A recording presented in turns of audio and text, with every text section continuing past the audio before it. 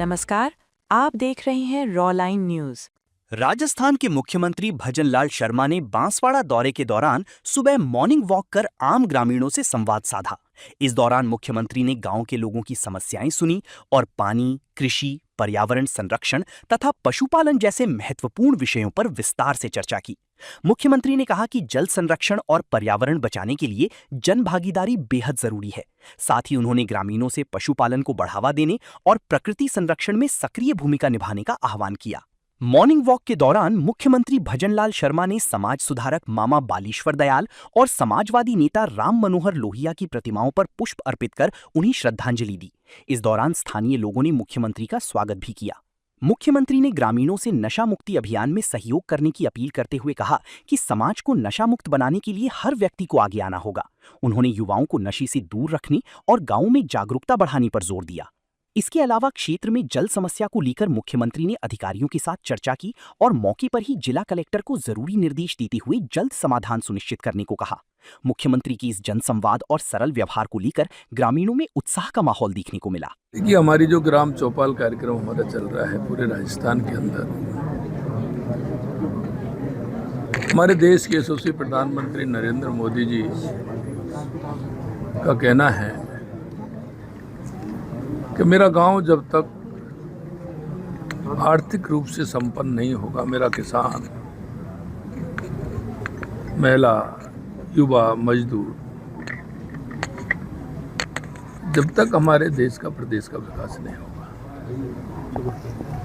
माननीय प्रधानमंत्री जी के नेतृत्व में हमारी सरकार गांव-गांव, चौपाल जा रही है। किसानों से संवाद करना, माता बहनों से संवाद करना और हमारी जो केंद्र और राज्य सरकार की योजनाएं हैं उनका लाभ नीचे तक पहुंचे। आप सभी देख रहे हैं कि जिस तरह से हमारी सरकार की योजनाएं हैं उनका लाभ हमारे किसानों को, मजदूरों को, महिलाओं को, युवाओं को उसका मिले। हम रोजगार सृजन करने का काम हमारी पंचायत में कैसे कर सकते हैं, हमारे उस क्षेत्र में कैसे कर सकते हैं।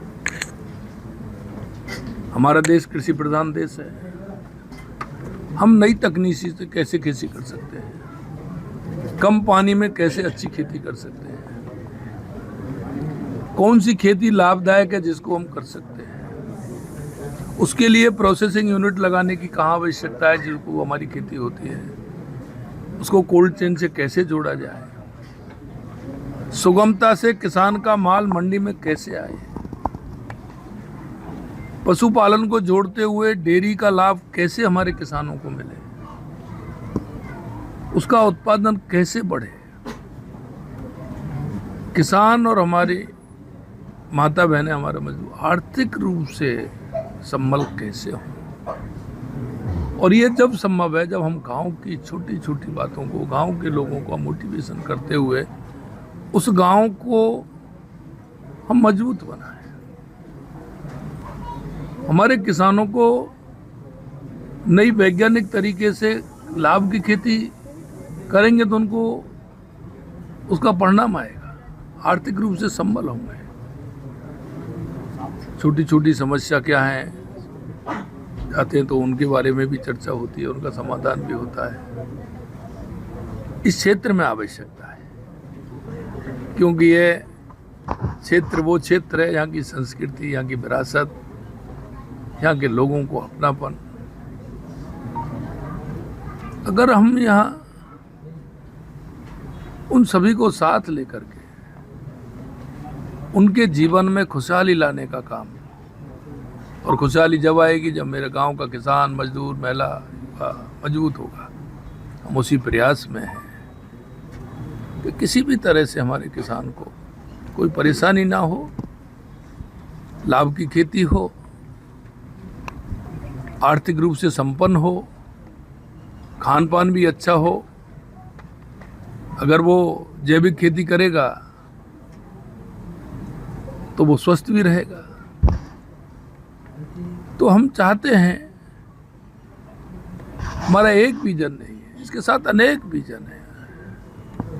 हमारा किसान स्वस्थ भी रहे, मस्त भी रहे, आर्थिक रूप से संपन्न भी हो, आने वाली युवा पीढ़ी को काम भी मिले। सरकार नौकरी दे रही है, लेकिन सरकार नौकरी कितनी देगी, तो हम नौकरी देने वाले भी बना रहे हैं, आर्थिक रूप से हम उनको सहयोग भी कर रहे हैं। और इसलिए मैं हमेशा कहता हूं कि देश के यशस्वी प्रधानमंत्री नरेंद्र मोदी जी के नेतृत्व में 2014 के बाद चाहे हमारे गरीब कल्याण की योजनाएं हों, चाहे विकास की योजनाएं हों, वो जिस तरह से आगे बढ़ रही हैं, हम चाहते हैं कि वो और आगे बढ़े, उन योजनाओं का फायदा आम जन तक पहुंचे, गरीब तक पहुंचे, मजदूर तक पहुंचे, किसान तक पहुंचे, तो उसका वो लाभ लें और अपने जीवन स्तर को सुधारें।